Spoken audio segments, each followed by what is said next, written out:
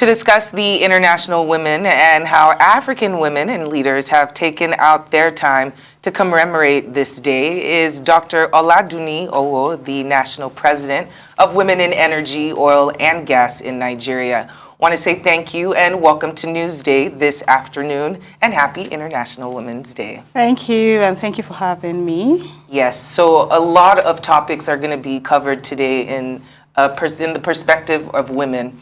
First of all, you work in a male-dominated industry. A lot of women are trying to find their way into that. A lot of women are trying to find a way to make sure that they are represented and seen. Can you tell us the importance of having women recognized on this day, and also having women celebrate themselves, especially if they are in situations where it is male-dominated? Thank you very much, Awa.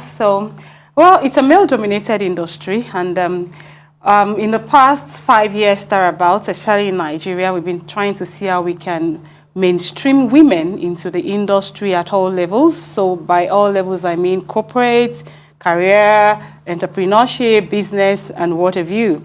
It's not been very easy, but we'll get there. And what we try to do is to encourage STEM. STEM is science, technology, engineering, and mathematics, such that we can actually breed them from the grassroots, so primary school level, secondary school level, and university level. And for those that are already, professionals or already graduates, we try to expose them to the different opportunities in the industry as employees and also as business owners. So, for instance, almost throughout last year, or 2020, 2021, we were training women on small-scale, medium-scale opportunities in the energy, oil, and gas space. And some people are like, do you really have SMEs in oil and gas? Yes, we do. We mainstream them in there. So let me ask you, what is the significance, of celebrating this International Women's Day, especially here in Nigeria, where the National Assembly just rejected, 3 women bills? That's a deep one, but the truth of the matter is we cannot say because our legislatures have decided to not go the direction of the whole world, because on the very day United Nations, March 1st, United Nations declared break the bias as the hashtag for this year, is the very day our National Assembly decided that they weren't going to sign on the gender bill. We're not going to say we will not celebrate because of that. We'll continue the push. We'll get there one day.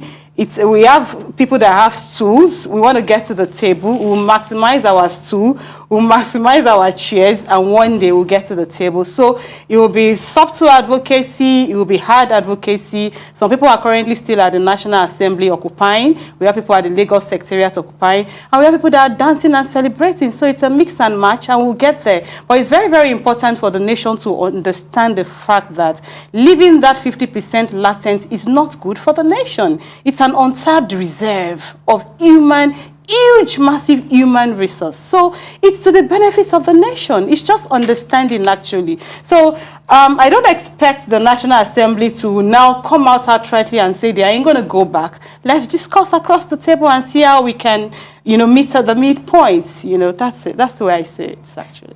I'm glad you said it's been mixed match, because I don't think it's all doom and gloom. There's been massive progress actually witnessed over the last 10 years. And I would like you to probably highlight some of those things, because certainly a lot of people like to take the half cup or the cup half empty rather than half full approach in terms of gender parity. Okay, so I'm the half full kind of person. Okay. So I'm going to say that we have seen a lot of improvements in the last decade. So between 2010 and 2022 now, we've seen a lot of improvements across board in different industries. For instance, in my industry, for the first time in the history of this nation, 60 years, we have a woman chairing NNPC. Because we asked, I was at the National Assembly to ask, can I put it out there, to the legislatures, both the Senate and the House of Rep, and they listened. So that's why I said it's a mixed match across board. Currently, we have 3 women on the board, 6 board group. We have 3 women on that board. So for us, it's already a 50-50 thing happening, and we want to see it happen across board. So gradually we'll get there. I think it's about understanding, people understanding what the demand is. And also for the men, that probably don't sign on to the bill to understand that it's not about feminism or about trying to compete with the men. It's a case of a male and female created them, so let's mix and match it. And speaking of the men, can you speak on the role that men play in terms of leveling the playing field for women, especially since, we hate to say it, but it's a man's world, and they control quite a bit.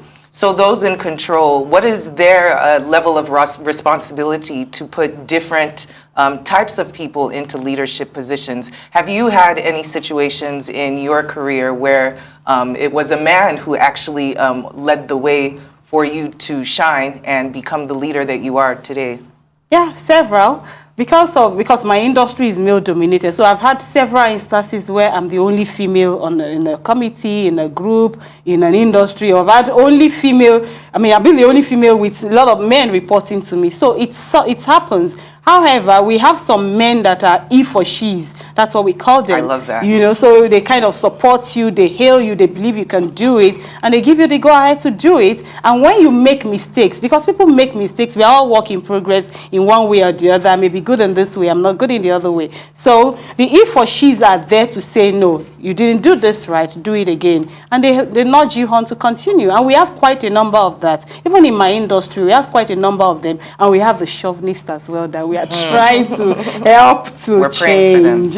We are praying for them. That's the right word. Well, talking about the chauvinist, I would like to know where feminism comes into play, in this discussion of gender equality.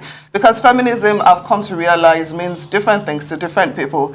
Some people see feminists as angry, bitter, men haters, which definitely I know that's not what feminism is all about. But what is the role of feminism, when we talk about creating gender equality? Well, I think the feminism thing is like to the extreme. So there must be a balance. So it's not just, it's about women. If it's not a woman, it's not about women. We are men haters. They aren't nice to me. I had a heartbreak when I was in university and all that story. So you see them tilt to the extreme end. So let's meet at the midpoints. There will be the female, there will be the male. It's when the two come together that we have that beauty of life. So that's how about if when we talk about, let's talk about, since we're talking about feminism right now and that particular subject, let's talk about gender-based or gender-specific kind of work. Okay. Do you believe that actually exists, or the old adage that says what a man can do, a woman can do better? I don't believe that exists. Like I said, we have cases where you see 1,000 men on offshore and maybe just one lady. And we're doing it. The lady goes on maternity leave, the lady gives birth, and yet she still delivers on her job. So the thing is, give that woman a chance. There's no gender-based job. Somebody created the job. Somebody thought about it. It's an invention. It's an innovation. And it can come from any head. It's the same brain box. But people would always attribute brutes and strength to men than women. Not to say women are not strong, not to say, like you just mentioned, some would say that giving birth is almost like having 25 bones in your body being broken. So that's quite a lot. But some would say that when it comes to physical exertion, it's more gender specific as against just throwing it out to the open. Okay, so we are in the 21st century, and a lot of hard work, hard labor, physical exertion has been taken over by digitalization. So gone are the days where I have to go down the drill my oil and go down and carry and do all the core analysis and all that. But these days, just sit on your computer and I have the brain now. I just press the thing and you know whether there is oil there or not. There's a big confusion in the discussion of feminism. Feminism isn't, what a man does, a woman has to do, they have to do the same work. No, it's equity. It's the opportunities that men are given. Let women also have equal or similar opportunities. Just because a man is a bricklayer doesn't mean that a woman wants to be a bricklayer too. And that's not feminism. That's not what the discussion is about. That's just really, sophomorizing the entire situation. But there are a lot of things that women can do that men can't. but we'll leave that one there. There are a lot of things. There are a indeed. lot of things, Quite a but lot. what is it that you think that is so special about women? What is it that we particularly bring to the table that often gets overlooked? We are natural leaders. We can multitask. A man is a one-way traffic. That's the way I put it. Yes, they succeed. They focus on one thing and you try to get it done. But a woman can do 1,001 things at the same time. And one way or the other, if she's a very smart one, she can achieve the 1,001 all at the same time. For me, that is leadership. All right. Well, thank you so much for coming in this Thank afternoon. you, Hawa. Thank and once you. again, International Women's Day. I'll let the man do it. Yes, please go ahead. Thank you. Happy International Women's Day. Yes. And then we break the bias. Oh, Definitely. we will. Yes, we will. Definitely. Definitely. All right. Thank well, you. you all